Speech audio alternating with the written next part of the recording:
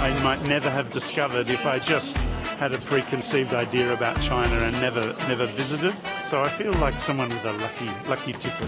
China's the future. 我中国觉得。大家好，我是周期社记者李佳悦，我现在呢是在世界中国学大会的现场，外国嘉宾他们是何时种草中国学研究的？在这背后有没有什么小故事？今天小新带你一探究竟。I was a weird kid. I like drawing maps, and I always drew Chinese dynasties.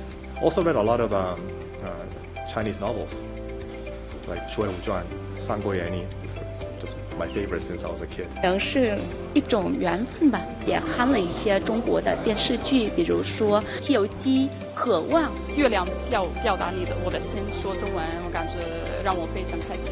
I became interested in studying Chinese because I had the opportunity to in 1979, and at that point Deng Xiaoping had just started the new reforms, and so it was in the media in New Zealand a lot that China was opening up, China was there, and it had this funny script, characters, so exotic, and I thought, okay, let's try that. I started studying China around 5 years ago when I was preparing to give the exam of the foreign service of my country, which is Chile. I had to study about China, and this was actually the first book I ever read about China. This is the book that actually inspired me to become a Chinese specialist. 从古典名著到现代影视，从古老文明到现代风貌，最初的种草或许源于好奇与偶然，但持续的深耕往往需要更深层次的发现。这是一个从走进中国到走进中国的历程。I studied Chinese history, especially reading Red Star Over China, Edgar Snow.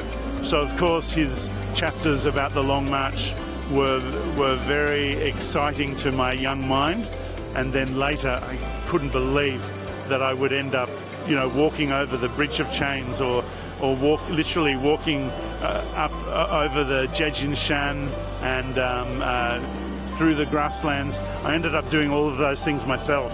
So this was a life dream. Because it's so different to European languages, and so it seemed sort of mysterious and difficult to understand how it would actually work, partly because of the lack of an alphabet.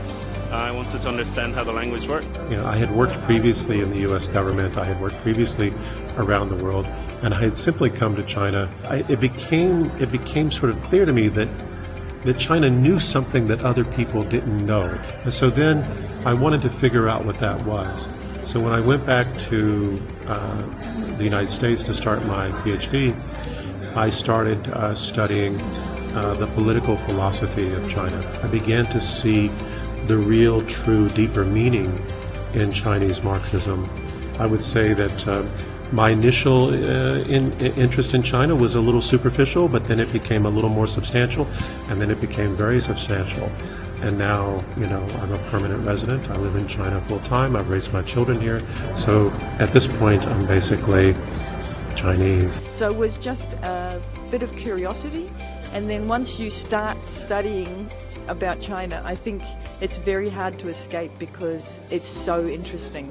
当研究贯通古今，当视角融通中外，在这条学术之路上，每一位探索者都是连接中国与世界的桥梁。China is very experienced about learning the wisdom of the West. The West needs to do a much better job learning the wisdom of China. I believe China is the future, and I think that China is the only country that can provide the right resistance, but also the right solutions to many of the problems that are being created by the United States. Westerners don't understand China is the extent to which they become fearful because they see China rising and they become scared of it because they don't understand it. And there's plenty of propaganda saying, look, China's the danger, it's going to do harm the world and so on.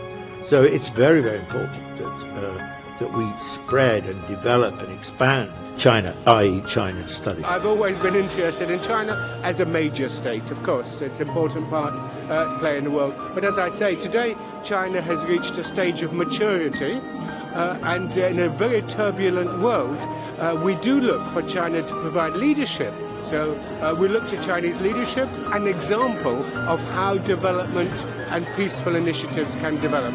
China, it's a chance to see what the world is becoming. But at the same time, realize that your eyes are seeing what the world is becoming, but your feet are grounded in ancient culture.